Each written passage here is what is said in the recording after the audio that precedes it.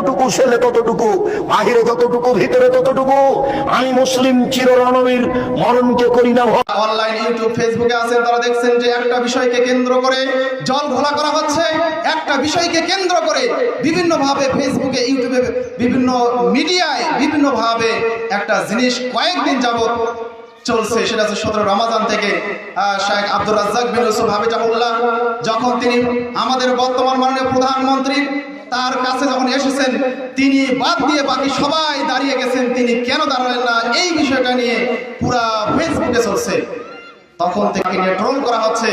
কিন্তু সে যারা ট্রোল করছে, যারা তাকে নিয়ে মাতামাতি করছে, তারা জানেও না যে তারা এই আব্দুর রাজ্জাক বিন ইউসুফ হাফিজাহুল্লাহর জুতা বহন করার যোগ্যতা তাদের নেই।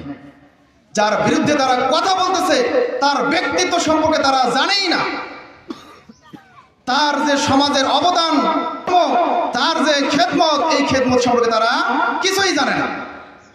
সমাজ উপস্থিতি, আজকে আব্দুর রাজ্জাক বিন ইউসুফ কেন দাঁড়ালেন না? আপনি তিরমিজির হাদিস